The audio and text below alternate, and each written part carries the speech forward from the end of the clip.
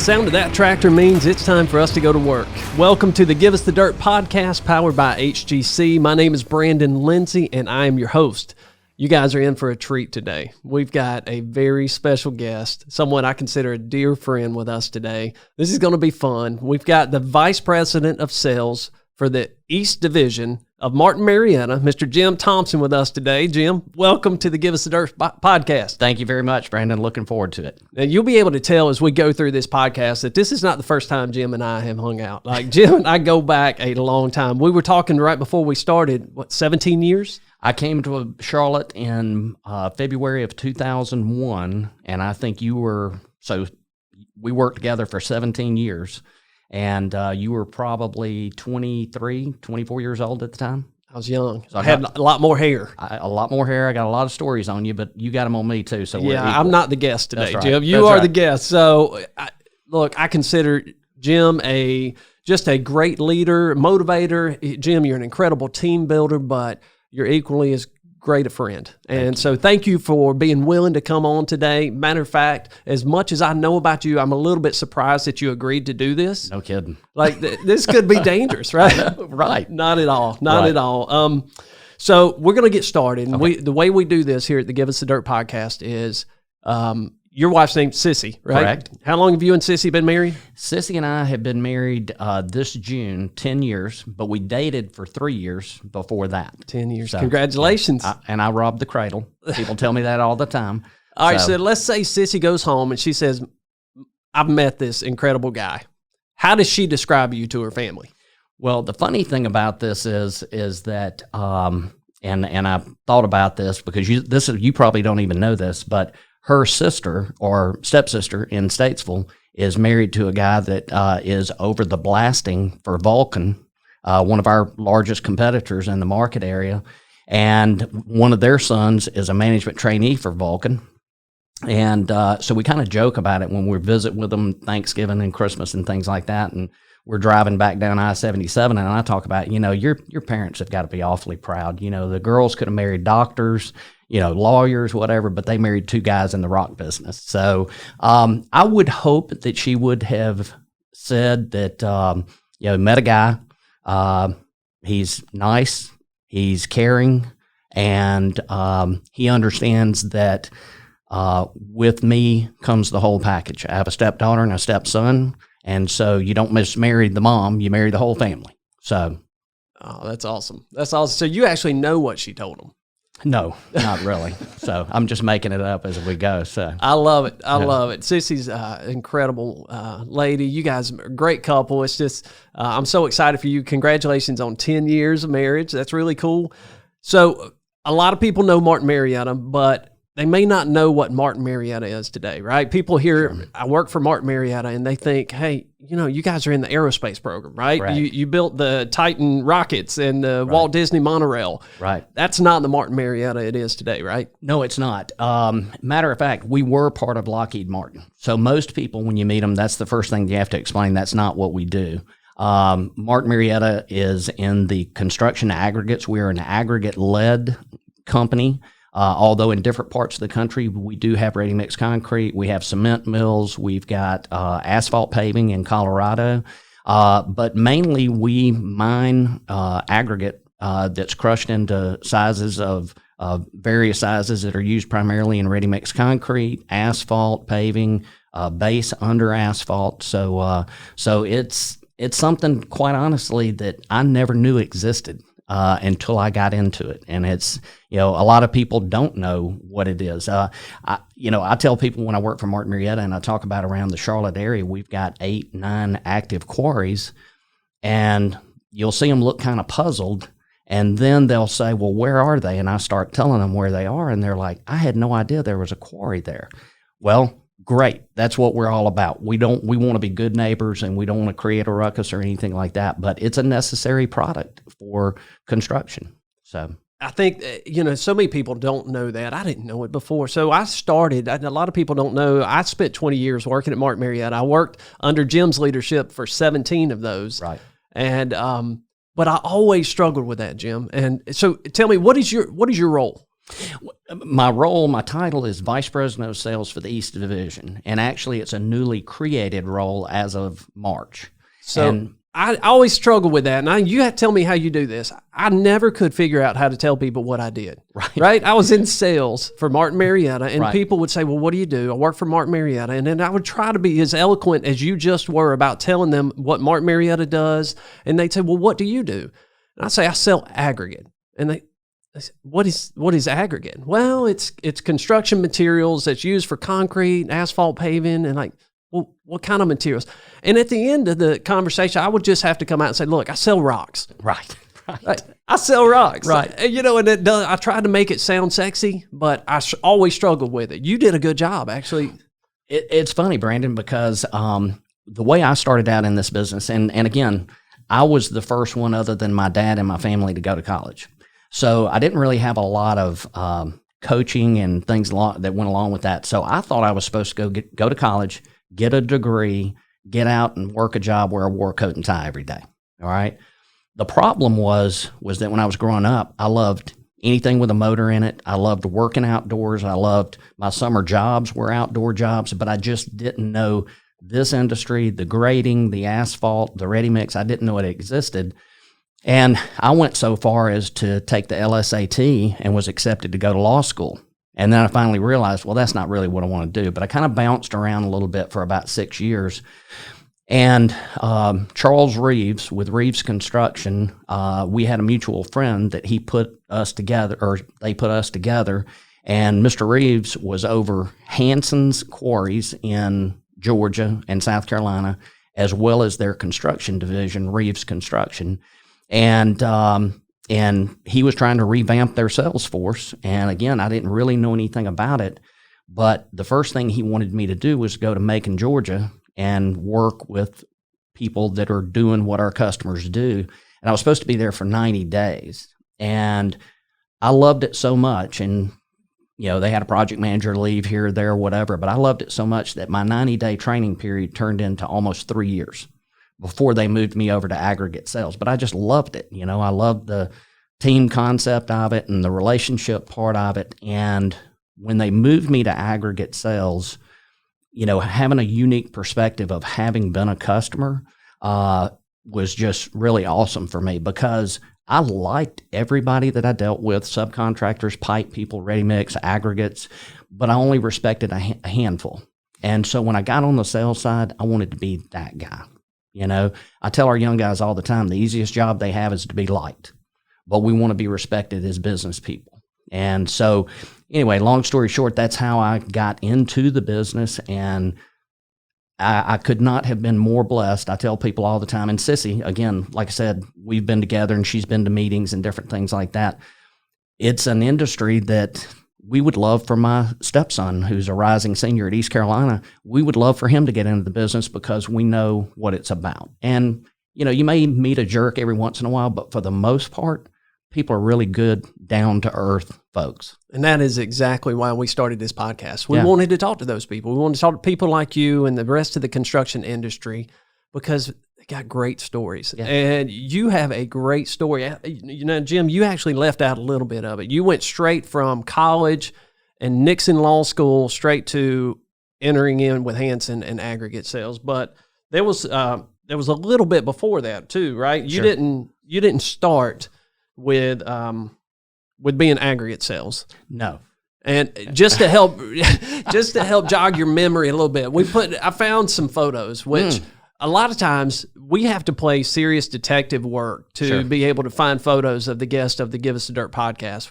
With you, I've been sitting on a vault of Jim Thompson pictures for many, many years. And I pulled out the ones that I could show here. Wow. Like, do you recognize this guy? Which one? Top left? Oh my goodness, that suit. Yeah, that was strong, wasn't it? So everybody knows, so we get a perspective on this. I'll be 62 years old in September. So I graduated from high school in 1978. So I probably was not the only guy wearing a tuxedo like that to prom in 1978. Funny thing is, one of my kids, I have two sons from my first marriage, and they ran across that picture, and he thought I had been married before. Because I'm there in a tuxedo and the girl had on a white dress or whatever. But But yeah, I remember when you got these pictures. That is awesome. awesome. I caught Brandon going through my briefcase. And Jim, I do want to tell you, I did not crop that picture in the bottom left. Like, I didn't crop everyone's heads out except for yours. Yours is just the only one we could see. And look at those legs. Oh yeah. I was a much smaller man back in the day. Man, this is great. So, all right. So this is you. You're a young buck at this time. You're coming out of college. You said, other than your dad and brother, y'all were the first to do that. And so you go to Auburn. Yes. You graduate from Auburn. What's the first job? The first job I had was I worked for a rep group that was based out of Jackson, Mississippi.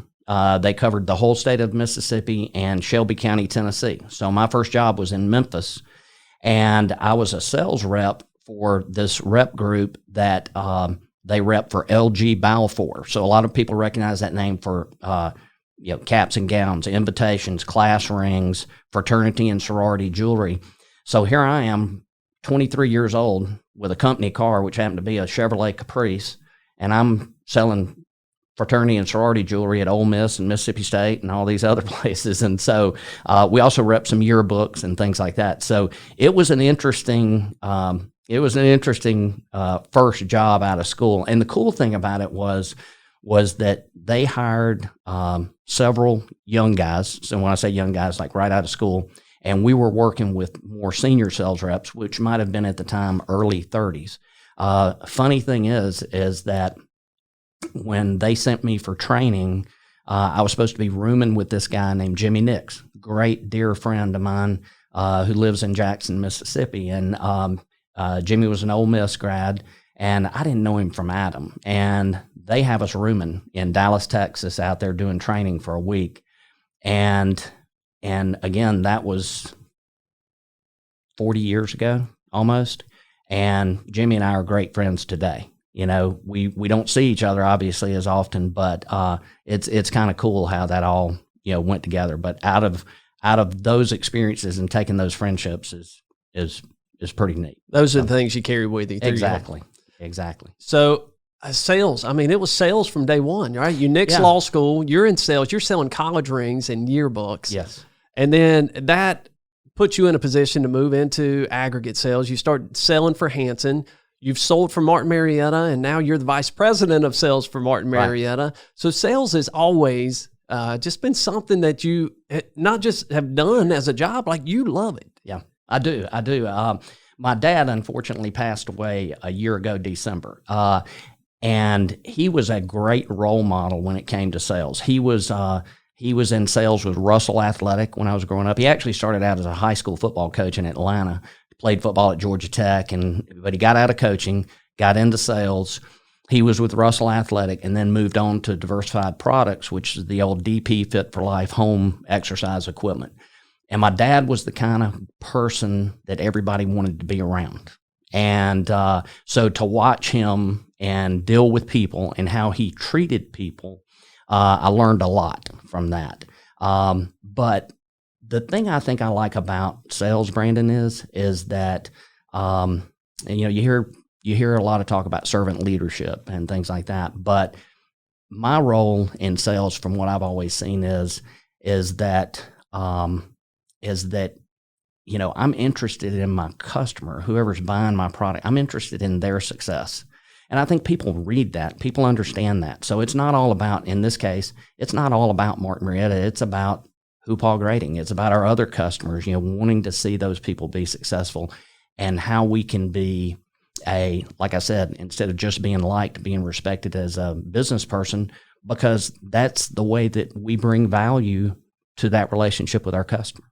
I think that's great. And Jim, I've seen it firsthand, and I love the fact that you mentioned that about your dad, because your dad realized it, you realize it. It's not just selling a product, it's a relationship. That's it's right. Establishing a relationship with someone and understanding their pains and understanding how you can help them. Right. And I have watched you do that more times than I can count, and I've learned so much from watching you do that. Jim, we had a very difficult client that said one time we had gone in for a price increase, and I never will forget that client told someone, I think it was the president of the company at the time, said, Jim Thompson can come in and give me a price increase and make me feel good about it.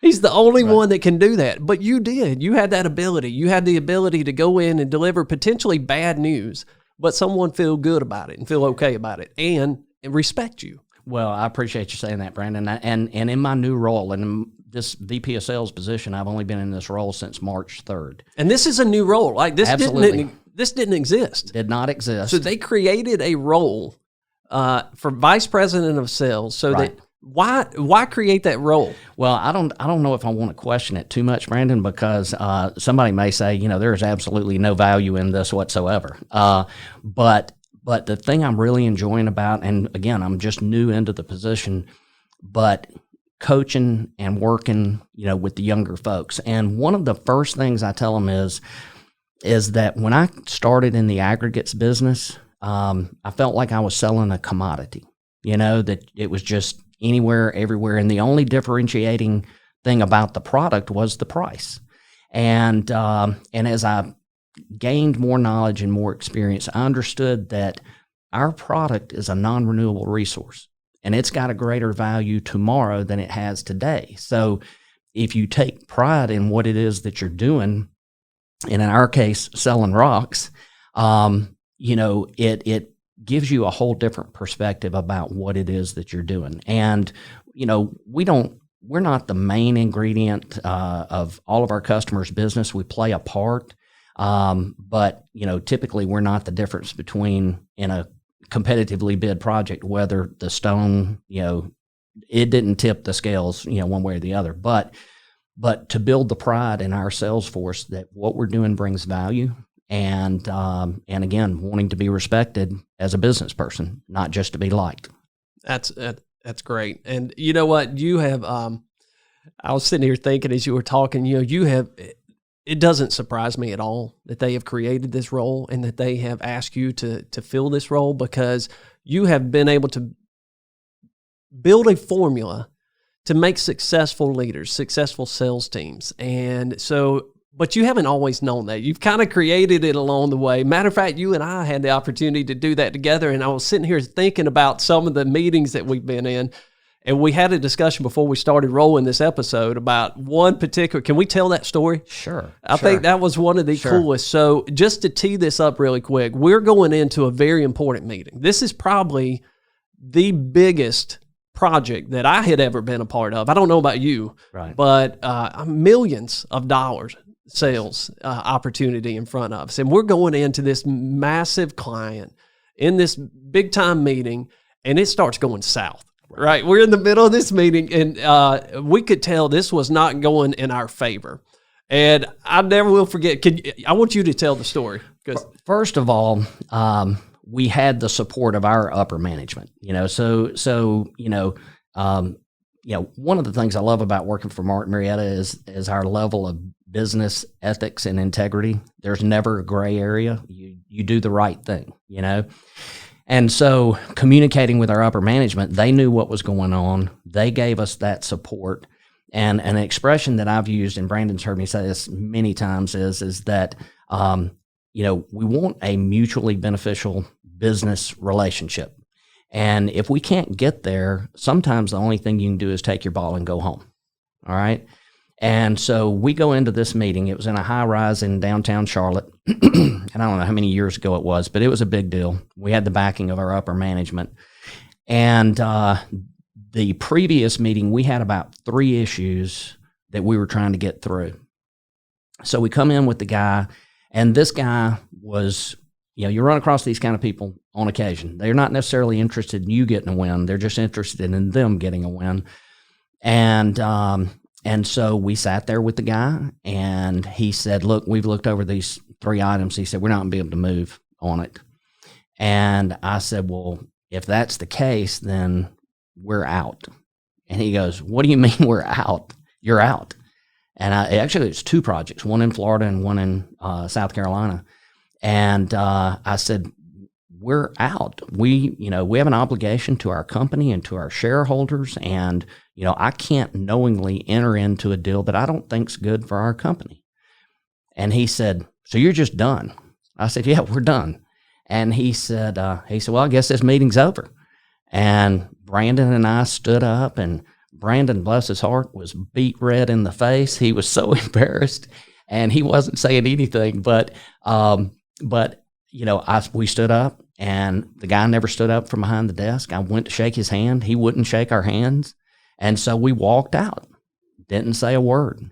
We got out by the elevator, and Brandon looks at me, and he goes, man, that was some Clint Eastwood stuff in there. It was awesome. It was awesome. So, that was one of the coolest things. You're right. I remember that. Like, I was like, is this really happening? Are we walking out of this $1 million deal right now? And we get in the elevator and none of us have said anything. And I look at you and I said, that's the coolest thing I've ever seen. But you know what's really cool about that, Jim, is that, and that's a great lesson. And that's why you're in the role that you are now, because you had to teach me that. You had to show me that it's okay to walk away from a deal if it puts you in a position where you have to compromise your core values and who you are. Right. And we were able to do that. And it actually turned out good we ended up getting the job. And I think, being able to walk out put us in a position, gave us actually some more leverage. I think so. In the negotiations afterwards. But we were able to do that because we had the backing. Right. The leadership at Martin Marietta, and then I could walk out because I knew you had my back. And so you're in a position now to be able to share that story with young professionals and tell them that it's okay. And not only is it okay, we expect you to walk out respectfully. Right. If it puts you in a position where you got to compromise who you are and your core values. So sure. I love that. What a great story. I'm glad it worked out because it could have gone. And sometimes it doesn't work out like that. Sometimes you wind up, but you have to be, you have to be strong in your resolve that we're running a business just like our customers are. And we're, and with Martin Marietta being a publicly held company, we have people that, are shareholders of the company, and, they expect us to be good stewards of what it is that we're doing out there.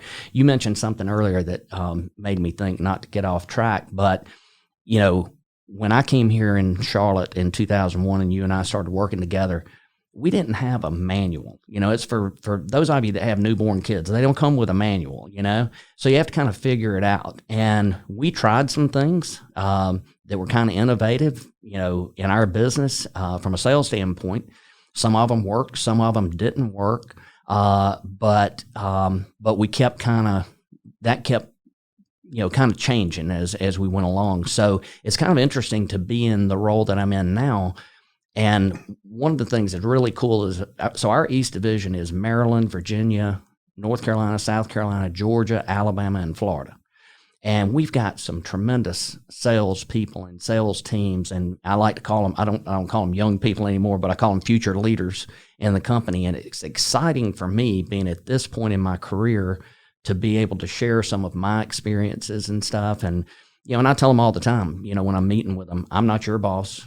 I'm not your sales manager's boss. I'm not the VP GM's boss, but I'm just here to help and encourage them. So it's been good. And all any of us want to do is try and make a difference. And that's what's exciting to me. Well, you've got a very good track record of being able to do that. And I think I'm excited to see you get this opportunity. And I know that you're going to make an impact on these young professionals that are early in their career. That track record I think it's the result of two things. Number one, you've got to be able to identify talent, right? You got to be able to pick out those that you want to fill your bench with. And then number two, you got to be able to teach them and coach them. Right. So that's a skill set that you have. Tell me, this is what we say here at the Give Us the Dirt, and we want to dig into that a little bit, right? All right, so number one, when you're trying to assemble a team, Jim, what are the characteristics that you're looking for? When you hire someone in sales, what is that quality that you're looking for? Well, let me first say that I've been blessed with great people around me. I tell people all the time, from a management standpoint, leadership standpoint, nobody gets there by themselves, And so I've been blessed with having really good people around me, top, bottom, whatever. But one of the things that I think is important, and I take this from being a customer, like I said, in the construction business. But I look for people that are humble. I look for people that are hardworking. I look for people that have a high level of integrity. I tell people all the time that Martin Marietta is patient with me making mistakes. They don't like for me to make the same ones twice. But the quickest way out the door for me or anybody with Martin Marietta is to violate our, business ethics. And so when you think about that, it makes it easy to make hard decisions like you and I did. We had the support of our upper management in that story we just told, but, you're not having to figure out, is there a gray area? Do I need to do this? Do I need to do that? It's about we do the right thing. So I look for people like that and are competitive, people that want to work hard, people have a desire to, do better. And we'll teach you the business, Again, it's not, I used to tell you this. I've told some of our other guys that have come behind, man, I was just like you. I'm eager, young man in a hurry, want to do more, want to make more money, want to have more responsibility and those kind of things. But I tell our guys all the time, you're going to feel like you're ready before I let you go, and I think I told you that, when we were coming along. And that I think has helped be successful. But again, there's a lot of luck to that. We've had some that didn't work out, obviously, but you learn and you move on from there. I think that's really cool. And one of the greatest testaments to your leadership is that, you say that. You say, it wasn't experience. It wasn't test scores. It wasn't the pedigree that you were looking for. It was humility, work ethic, integrity, a drive to win. It's character. Yes. So you're hiring and you're filling your bench with people that have character, and you are willing to teach them the business, but you can't teach them those things. You can't teach them character. Right. And so I love the fact that you are identifying that when you go to building your team. So you build this team, you've got this group of people, they've all got character, but they don't have a lot of skills, right? And so you've got to start training them. How do you do that part, Jim? What's your secret to developing a team? Brandon, I think it starts with leading by example. I think that is, for me, that has been the way that I was most comfortable with doing it. I think with being a leader, there's different, this about me. I've always loved reading about successful people, regardless of what it is that they were doing, what field they were in. Not that there's a formula or a recipe, but I like seeing how different people have been successful in what they do and what works and what doesn't work. So, for me, it's leading by example. It's not asking somebody to do something I haven't done or wouldn't do myself. So a lot of people call it, leading from the front as opposed to leading from the back. And then my enthusiasm of, again, I talked about, it's been such a blessing to wind up in this business. I love it. I love the people. And when you enjoy something like that, I think people see that, and it's contagious. And so leading by example, just like, a lot of the people on our team, I look at it as, we kind of give you the foundation, and, we're going to continue to lead by example, but then these guys put their own personality on it and stuff. And it's neat to see how it has developed. And really I think that's what a great word, contagious, because that's something else I want to talk about, Jim, that you have a gift for, and that is your attitude. And I hope our listeners can pick that up with you talking right now, that you love what you do. Yeah. You have a great attitude about it. And we all have people in our lives that, like, there's that certain person that you just struggle to get along with.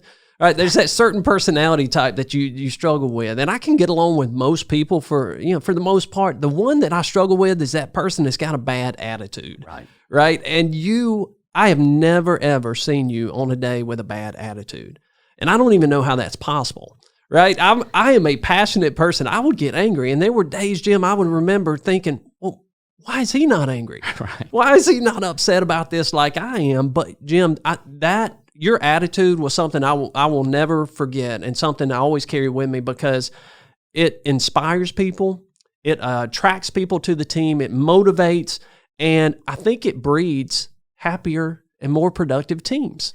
And so how do you stay so positive all the time? First of all, I would say that I'm not positive all the time. I probably hide sometimes, because nobody has every day as an up day. But my faith is a big strength that helps me with that. But I've always thought, Brandon, and you've heard me say this before, is that, when you have a bad attitude, or you feel yourself starting to go down that path, you need to go have a meeting with yourself. You need to go to the shoot skeet, or you need to go hit a bucket of golf balls or whatever. But you need to have a meeting with yourself, because once you verbalize that bad attitude, it's hard to ever get it back on track. The other thing is, I think as a leader, I think you got to have a balance. You don't need to be too high and you don't need to be too low. You need to be approachable. Because when people are scared of their boss, that's not conducive to being successful. I mean, people are not going to really tell you and be able to flourish like that. But I will say this, that, like I said, we all go through things in life that challenge us. But I think attitude is a choice. And what's always been important to me is, in my managing of the team in Charlotte and having that opportunity, is, you've heard me talk about our work family and our family at home. And we all spend so much time with our work family that it's always been important to me that, sure, like I said, we're going to have challenges, but when your feet hit the floor in the morning, I don't want anybody on my team dreading coming to work. And so I want to try and create an environment. And as we've had the opportunity to hire people in Charlotte and things like that, regardless of the role, I've always felt like the chemistry of the team was important. And that was a part of, the discussion. But, the big thing is that I've always said is that what's important to me is that we don't get people hurt. We crush it as cheap as we can, and we sell it for as much as we can, because that's our duty to the company. But we all have a good time doing it, and we're respectful of our coworkers. Jim, and I'll tell you, that's culture, and you have created a culture, and you can see that with your team, and you do a good job of that. All those things come together to create that culture, but that's a difficult assignment, creating culture in corporate America. Right? Martin Marietta is a $23 billion company. Right. So how does Jim Thompson create culture inside of a environment where leadership is constantly changing? You've got acquisitions that are coming, people coming in from all over the place. The dynamics of the market and the business change every 90 days. How do you influence culture in a company like that? It is challenging. I mean, we've got over 10,000 or right at 10,000 employees. And it's a big corporate giant. And when you and I started, or when I started with the company 20 years ago, it was so much smaller, and it was so much family. But I try to influence what I can influence. And I try not to worry about the other stuff and static, is what I like to call it, that's going on, around. I can have an impact, or I hope I've had a positive impact in Charlotte and our operations in Charlotte and South Carolina, and with our relationships with our customers and things like that. And I try not to get caught up in all the other stuff that may be going on. But I will tell you this, the beauty of Martin Marietta is that our leadership, I worked with our CEO, Ward Nye, for several years at Hanson before. Actually, I came over to Martin Marietta before he did, but he has a great talent of speaking to people on all different levels. Our hourly employees, investors, bankers. He's just a great guy to work for, and he's been a role model for me from a standpoint of, I want to be the type leader he is, because I said earlier, you can't get there by yourself. You can't be successful by yourself. I want to see Ward and I be successful, and that's important to me. And I think some of my team would tell you the same thing about me, and that's awesome. So, again, we're a big, huge company, but I think you would find our overall culture is we got some really good people. You're not dealing with a lot of egos and things like that. And again, that goes back to the blessing for me to be in a business that, that I can wear boots and, meet with hourly employees at quarries and get dirty and, and things like that. It just, it's not a whole lot of egos and too serious, but it's a well-run company and a very, like I said, been a blessing for me to be a part of it.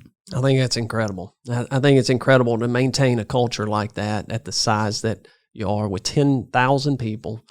It's incredible. And Martin Marietta, I tell people all the time, fantastic company, just solid and true to their core values and maintains that culture. I had nothing but the most incredible experience working for Martin Marietta. I always value that. You do have some incredible team members and leaders in place, and that's what makes Martin Marietta such a great company. So we've got time for one more question, and this is where we're asking you to give us the dirt. Okay. We want to know, what can we expect from Martin Marietta? What's going on? Like, what exciting is coming up over the next 12 months? Are you guys content being a $23 billion company? We are not. And again, this was has been part of Ward Nye's vision, and what he's implemented throughout the company is we want to be a world-class organization. And when we talk about that, we don't want to be just the best mining company in the United States.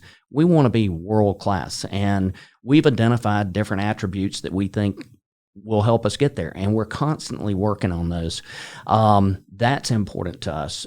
We have the ability and the regulatory wherewithal to be able to grow the company, and that's what we're intent on doing. And Ward Nye has a goal, and we're all pushing everything that we can to get there.